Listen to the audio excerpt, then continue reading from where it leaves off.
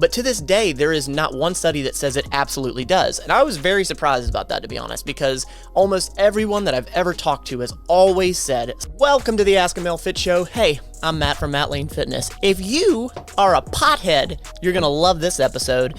And if you're new to this show, I appreciate you sliding by. I'm a personal trainer, registered nurse, and a behavioral change specialist. You ask your fitness questions, and I'll answer them. Today, we're talking about the devil's lettuce. I'm super excited about this. I dug up a little bit of homework, and it's a super interesting topic that came in from Berserk Broadcasting. They commented on a video I did a little while back and said, "Hi, Matt. I'm wondering what your thoughts are regarding fitness and marijuana. Can a healthy exercise regimen and casual marijuana use coexist safely?" I asked because, as you've guessed, I'm a casual user, but I wish to introduce a solid workout plan while still being able to relax and enjoy my evening once my workout is over. Apologies for the dumb question. The only dumb question is the one you never ask, so I'm glad you asked it. Next portion, because I dug into Berserk and I wanted to know the details around this. My goal with fitness is to be both physically and mentally healthy. Many years ago, I had peaked at 260 pounds and had a problem with alcohol abuse. I decided to do keto, which I successfully did for around 18 months and found myself at 190 pounds. Holy crap, that's a lot of weight loss. Good for you. During this time, I'd switched to vodka. I don't know if that is better or not. I don't know what you were doing beforehand, but you have my empathy that you have this cross to bear. I'm 5'8" and have always been stocky and naturally heavy. When I used to work out hard in my late teens. At 190, I no longer looked fat, rather bulky. Got it. I was able to stop drinking after a friend had introduced me to weed. Interesting. Some people might say, like, great job, you found an alternative. And another person would be like, great, you just swapped one bad thing for another. I think it really is your perspective on it. I can conclude that alcohol is a bad thing, without a doubt. So the fact that you were able to get away from that, I think that's a good thing. I have ADHD and could sometimes act quite hyperactive. It don't say. No idea what that's like. It was an aspect of myself I hated and found that casual smoking made me a far calmer person, and I managed to remove alcohol from my diet as I realized I was drinking out of self-loathing, and weed had somewhat helped stop that. Got it. I'm at this point now where I'm just hovering between 180 and 200. For quite some time, carbs struggled to agree with me since keto, okay? I guess I don't want to stop my involvement with weed for fear of returning to my alcoholic ways, but also worry that I can't treat my body well with exercise while weed is also in the mix. I'm guessing switching to edibles would improve my lung health.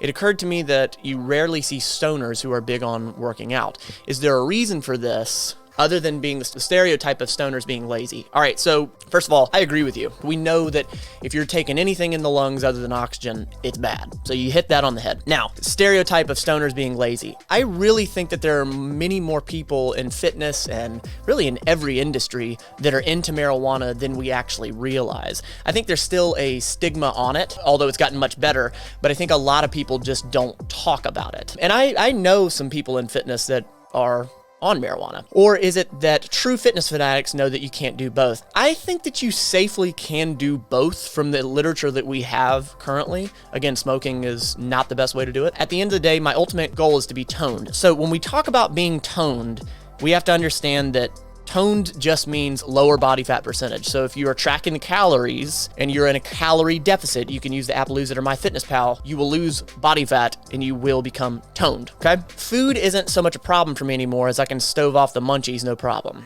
Basically, is it too much for my lungs to be inhaling weed smoke while also putting 110% into my workouts? Thanks, Matt. I think that you're gonna find that out, honestly. If you were to continue to smoke and you put out more physical exertion, you're gonna find that out, because a lot of cardiorespiratory endurance really comes into play whether you're running, skipping rope, doing push-ups, or legit strength training. I huff and puff until I almost pass out when I lift. So throwing in smoking, yeah, I think it's gonna hinder your performance. So I found 3 studies in the topics that I thought made the most sense when it came to smoking weed. First study was on pain tolerance, and this was in a 2017 study, Cannabis and Pain, a clinical review. The study provides modest evidence for pain-relieving effects of marijuana, which could improve exercise performance. So basically, when you're getting the pump, when you're feeling the muscle burn and all that, basically your pain tolerance is going up a little bit, apparently from the benefit of marijuana use. Now, it was a modest amount of evidence saying that. Basically, more research is needed, but it's a potential. The next one went on, and I was thinking about the sleep aspect, because that's one of the biggest things I've ever heard about marijuana use, is the sleep is just so much better. And this was a 2018 study, and the study reviewed the literature on the effects of marijuana sleep and concluded that it may improve sleep quality. But to this day, there is not one study that says it absolutely does. And I was very surprised about that, to be honest, because almost everyone that I've ever talked to has always said sleep is improved through marijuana use. But anecdotally, if it works for you, I think it makes sense. If a placebo works, a placebo works.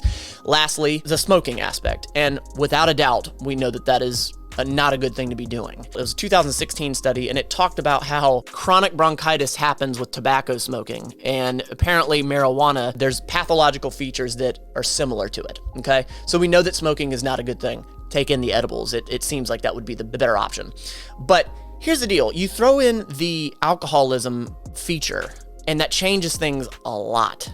Now, anything in moderation makes so much more sense. To drink a full-blown sugar soda, we know it's not a good thing. But if you do that in moderation, and that stops you from binge eating, I think that that's a better thing to do, okay? Alcohol, we know, is a bad thing. Marijuana, we know, has some benefits. So, my unprofessional opinion, I think that it makes sense for you to implement it, especially if it's a placebo for you, to keep you on the right track. Now, again, please consult somebody that's actually qualified for this. This is just my personal opinion.